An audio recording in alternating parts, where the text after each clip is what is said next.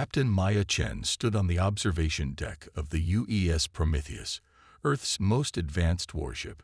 Through the transparent aluminum viewport, she watched as distant stars twinkled against the vast emptiness of uncharted space.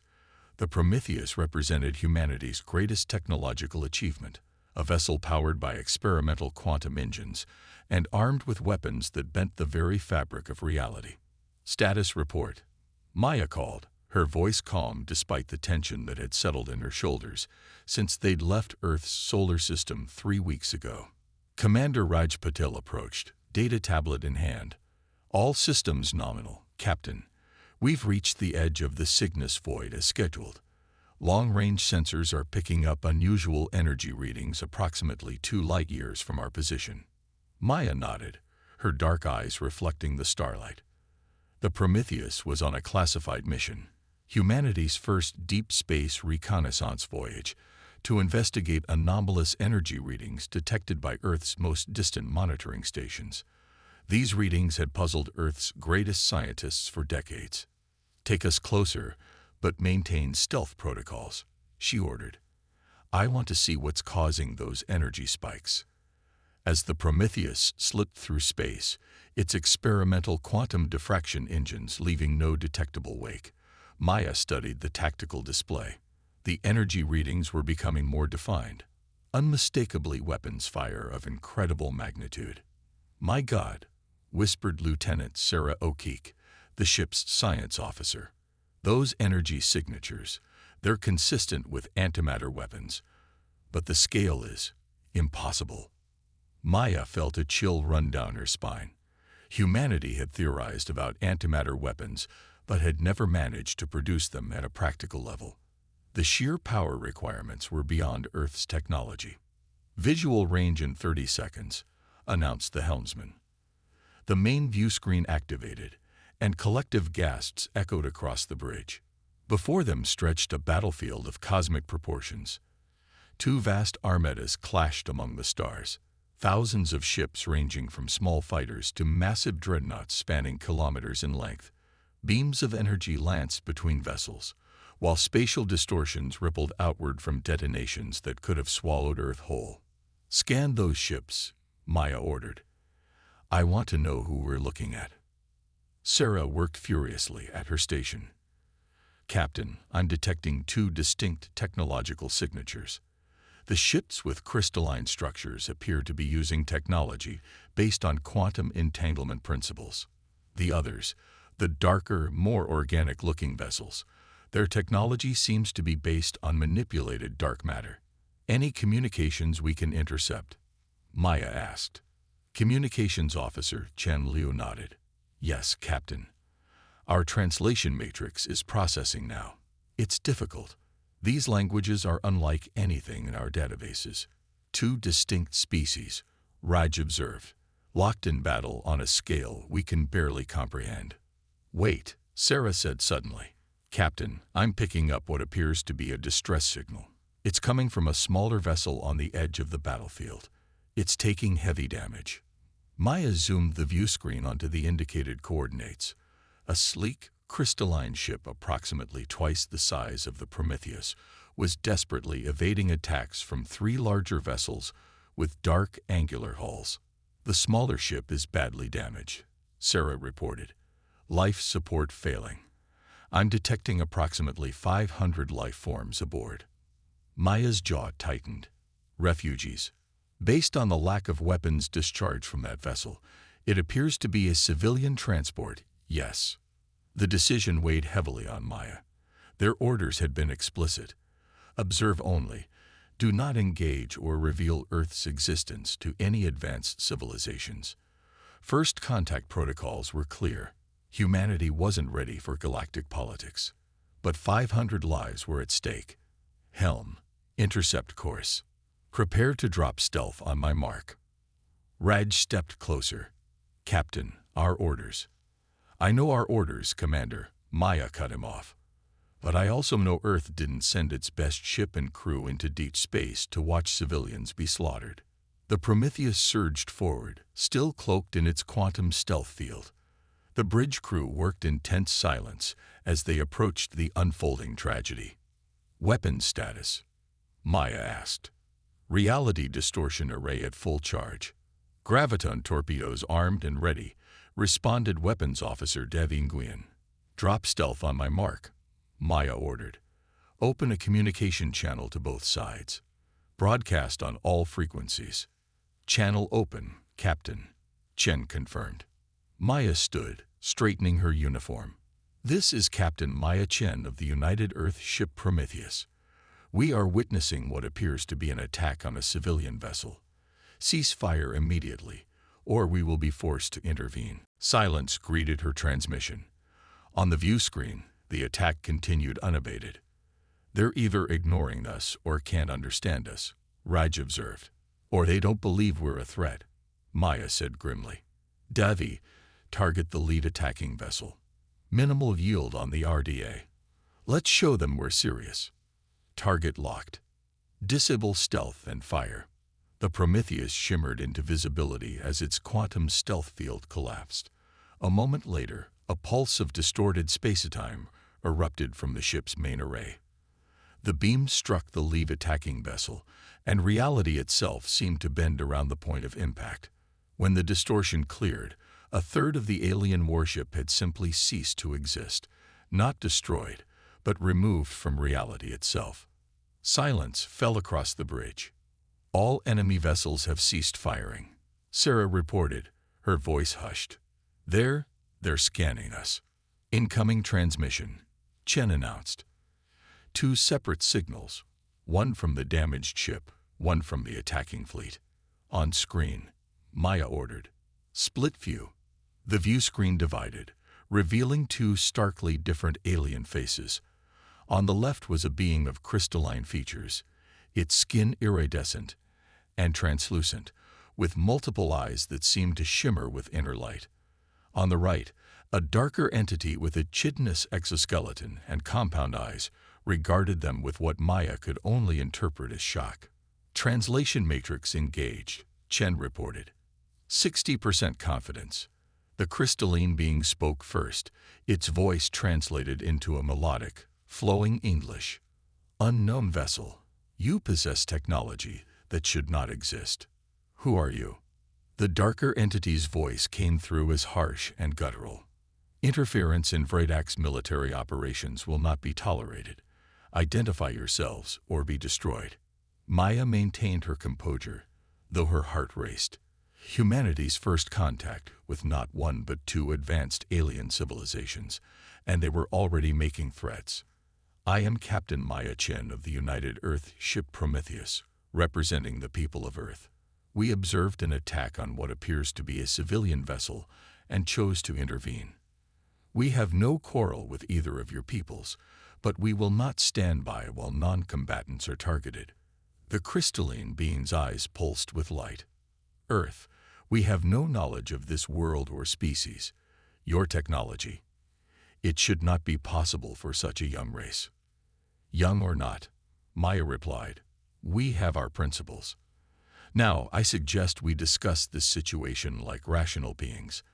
Why are you attacking a civilian ship?" The darker entity, which Maya now assumed was of Vredak's, responded with evident anger. "That vessel carries Kelfori scientists who developed biological weapons intended for deployment against Vredak's colonies. They are not civilians but war criminals." "That is a lie," the Kelfori exclaimed. "We are researchers fleeing the destruction of our home world. Our work was in medical science, not weapons." Maya exchanged glances with Raj. They'd stumbled into a complex situation with centuries, perhaps millennia, of context they couldn't possibly understand. "Our sensors indicate the damaged vessel is losing life support," Sarah reported quietly. "They have less than 20 minutes before complete failure." Maya made her decision. "We're taking the Kelfori vessel under our protection while we sort this out. Any aggressive action will be met with force." She turned to Raj. "Prepare to extend our shields around their ship." "Captain," Chen interrupted, "I'm receiving a directed transmission from the Kelfori vessel. They're requesting to speak with you privately." Maya nodded. Route it to my ready room. Commander Patel, you have the bridge. Maintain our position and keep shields at maximum. In her ready room, Maya faced the holographic projection of the Kelthori leader, who introduced himself as Elder Scientist Ilara. Captain Chen, I must warn you, Ilara said urgently. Your intervention, while appreciated, has placed your vessel and world in grave danger. This conflict between our peoples has raged for over 800,000 years. The Vredax will not stop until every Kelthori is exterminated. 800,000 years. Maya repeated, stunned. How is that possible? Our species are long-lived by your standards, and our technology has extended our lifespans further, Ilara explained. But more importantly, you must understand. The Vredax now know of Earth's existence. They will not tolerate any species with technology that could threaten them. They will trace your course back to your own world. Maya felt cold dread settle in her stomach. Are you saying Earth is now a target? Inevitably. The Vredax fleet we encountered is but a tiny fraction of their forces. They will come for you, as they came for us, and countless other species who refused to submit to their dominion. Maya's mind raced. What had begun as a reconnaissance mission had now potentially endangered her entire species. Why would they see us as such a threat? We've barely ventured beyond our own solar system. Ilara's crystalline features seemed to darken. Because the weapon you used against their ship, the technology that bent reality itself, is something they have sought for eons, but never mastered. It is the one technology that could end their dominance. Before Maya could respond, the ship's alert klaxon sounded. Captain to the bridge. Raj's voice came through the intercom. Vredax reinforcements have arrived. Maya rushed back to the bridge to find the tactical display showing dozens of new Vredax warships emerging from what appeared to be artificial wormholes. They're surrounding us, Raj reported grimly. Weapons charging. Maya's mind worked furiously. They were outnumbered and far from home. The Prometheus was advanced, but not designed for extended combat against an armada. Helm, plot a course away from Earth.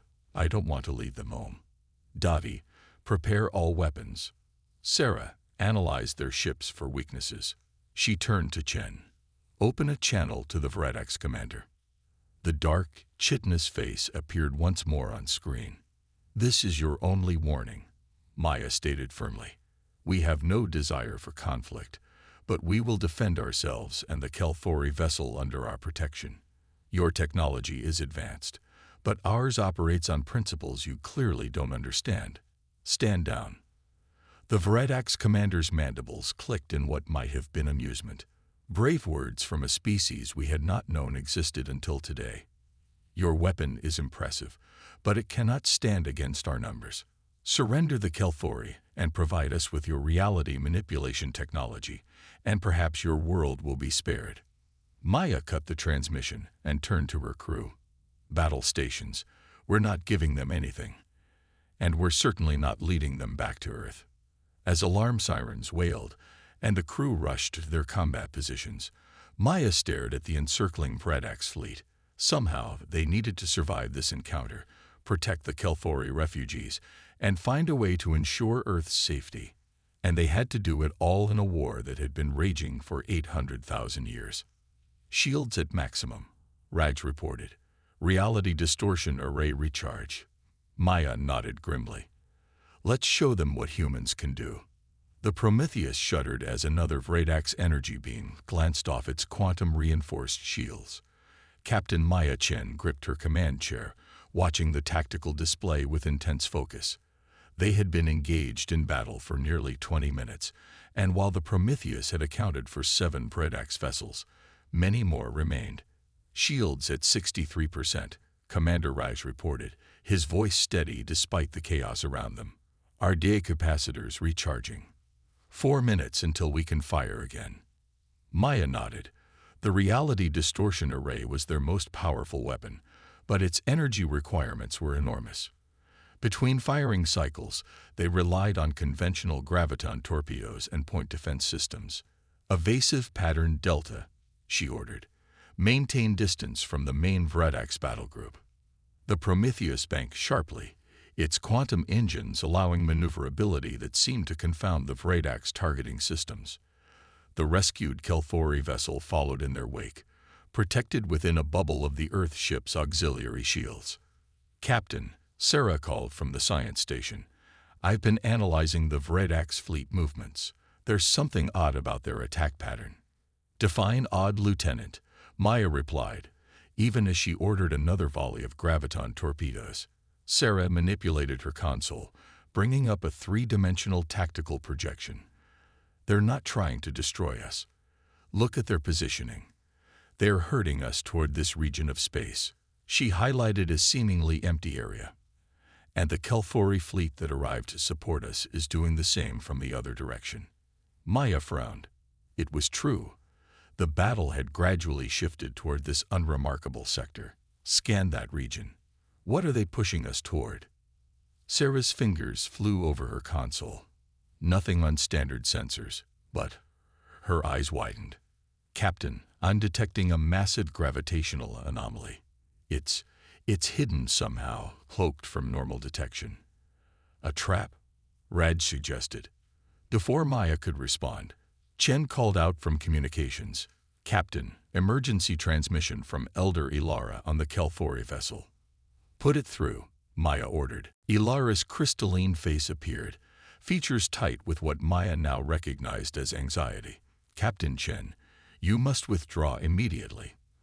The Vredaks are forcing you toward a weaponized singularity, a black hole of their creation. Once caught in its event horizon, even your remarkable vessel cannot escape." "A weaponized black hole," Maya repeated, incredulous. "That's impossible."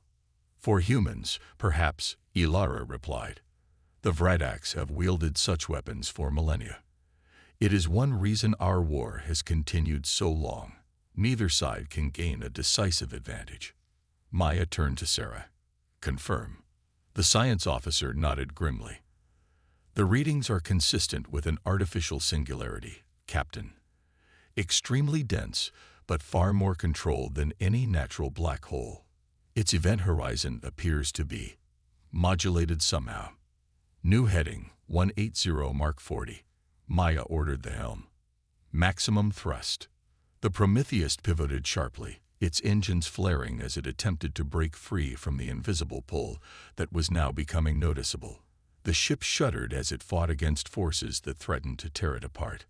"We're caught in the outer gravitational field," Sarah reported tensely. "Engines at maximum, but we're only slowing our drift toward the event horizon, not reversing it." "What about the RDA?" Maya asked. "Could we use it against the singularity itself?" Davy shook his head. "Unknown, Captain. The RDA works by temporarily removing portions of reality from normal spacetime. A singularity already exists partially outside conventional spacetime." Maya's mind raced. They needed a solution, and quickly. "What if we don't fight it?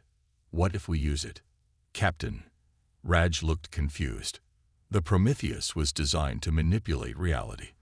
A singularity is the ultimate warping of reality." Maya turned to her science officer. "Sarah, if we calibrated the RDA to resonate with the singularity's event horizon rather than disrupt it, what would happen?" Sarah's eyes widened as she understood. "Theoretically, we could create a feedback loop. The RDA would amplify the singularity's natural warping of spacetime, potentially causing it to." "I don't know, Captain. This is well beyond anything we've tested. It could destroy us all," Raj warned. "And if we do nothing, we'll be crushed by that singularity anyway," Maya countered. "Prepare to recalibrate the RDA. I want all power diverted to it when we fire." As the crew hurried to implement her orders, another transmission came through, this time from the Vredak's commander. "Your struggles are futile," the alien chittered, mandibles clicking in what might have been satisfaction. "The gravity well has you. Surrender your technology, and we may yet allow your species to exist as our subjects." Maya's eyes narrowed. "You seem very interested in our technology. Your reality manipulation device is unexpected. Such technology was thought theoretical only." The Kelthori have sought it for eons without success.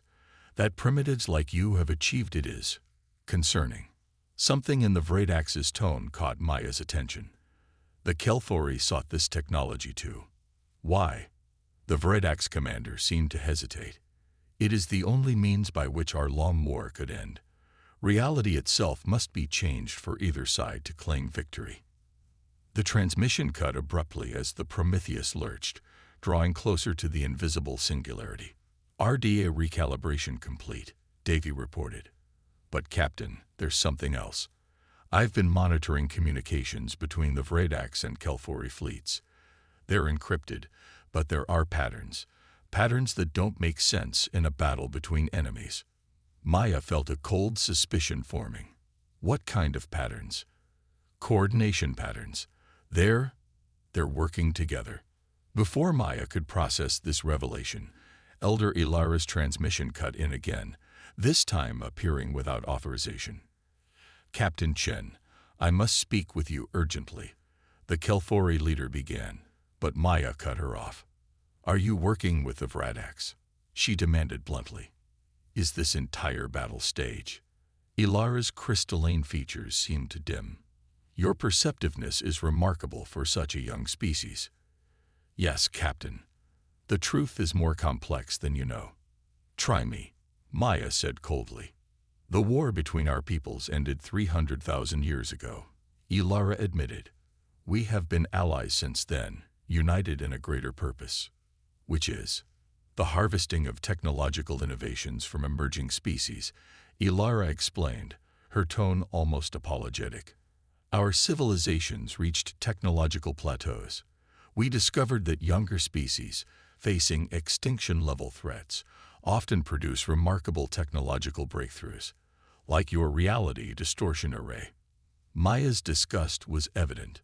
So you fake a war, threaten innocent species, and steal their technology when they defend themselves. We prefer to think of it as guiding galactic evolution, Ilara replied. Your species would eventually have been welcomed into our collective. RDA at full power, Davy reported quietly. Maya stood from her command chair, facing Ilara's image with cold determination. Let me show you what happens when you threaten humans. She terminated the transmission and turned to her crew. Target the singularity. Full power to the RDA. Fire when ready. Firing, Davy confirmed. The reality distortion array discharged its energy, not in the focused beam they had used against the Vradax ships, but as a diffuse wave that encompassed the invisible singularity. For a moment, nothing seemed to happen. Then reality itself appeared to fold inward, the stars visible through the view screen bending and stretching in impossible ways. What's happening? Maya demanded. Sarah stared at her readings in astonishment. The RDA is causing a cascade effect in the singularity's event horizon. It's becoming unstable. Captain, I think we've initiated a space-time rupture. The view screen showed the bizarre spectacle of space itself tearing open, revealing something beyond. Not emptiness, but a swirling maelstrom of energy and light. Both the Vradax and Kelthori fleets were scrambling to retreat, but many of their ships were being drawn toward the expanding rift. Get us out of here, Maya ordered. Emergency quantum jump. The Prometheus's engines howled in protest as they fought against the pull of the ruptured singularity. The quantum drive engaged, enveloping the ship in its protective field, just as reality itself seemed to collapse around them. For what felt like an eternity, the Prometheus existed in a state of quantum uncertainty, neither here nor there, neither now nor then. When the ship finally rematerialized in normal space, the bridge crew stared in stunned silence at the view screen. Where the battle had raged only moments before, now there was nothing. No Vradax fleet, no Kelthori vessels, not even stars, just an empty void stretching for light years in all directions. Where are we? Maya whispered. Sarah checked her instruments, her hands shaking slightly. Same coordinates, Captain, but everything's gone. The singularity, the fleets, it's as if that entire region of space never existed, or doesn't exist anymore. Raj suggested quietly. The implications were staggering. The reality distortion array, combined with the artificial singularity, hadn't just destroyed their enemies. It had erased them from existence entirely, along with everything else in that sector of space. All those lives, Maya murmured, the weight of what had happened settling on her shoulders. They were trying to do the same to us, Raj reminded her. To Earth, eventually. Maya nodded slowly. Set course for home. Maximum speed. She turned to Chen. Prepare a full report for Earth Command. They need to know what happened here, and what we've discovered about our place in the galaxy. As the Prometheus began its long journey back to Earth, Maya stood alone on the observation deck, staring out at the stars. In less than an hour, humanity had encountered advanced alien civilizations, learned of an ancient deception spanning hundreds of thousands of years, and ended it all with technology that the aliens themselves had sought but never mastered. And now those civilizations were gone, erased from reality by human ingenuity and desperation. An 800,000-year-old empire of deception ended in 50 minutes by a single human warship. The thought was both terrifying and humbling. Captain, Raj's voice came from behind her. The crew is asking. What happens now? Maya continued to gaze at the stars, each one potentially harboring other civilizations, other threats, or allies. Now, she said quietly, we prepare. The galaxy knows about Earth now, or what's left of it does. We've demonstrated power that even ancient races couldn't achieve. Some will fear us. Others will seek to ally with us. Still others might try to destroy us before we become stronger. She turned to face her second-in-command, her expression resolute. But they'll all have to reckon with one undeniable fact. Humanity is here, and we will not be easily intimidated or manipulated. Raj nodded slowly. 800,000 years of galactic history, changed by one human ship in less than an hour. They'll tell stories about this day. Let's hope they're the right kind of stories, Maya replied, turning back to the viewport. The kind that warn against underestimating humanity. As the Prometheus accelerated toward Earth, the void where two ancient civilizations had once existed remained empty, a stark reminder of what humans were capable of when pushed too far. The silent emptiness spoke volumes. The galaxy's balance of power had shifted irreversibly, and humanity was now a force that even the oldest civilizations would have to acknowledge. In 50 minutes, everything had changed. And Maya Chen, captain of the ship that had changed it, wondered what the next 50 years would bring for a humanity now thrust onto the galactic stage. One thing was certain, they would not go quietly into the night. Not today. Not ever.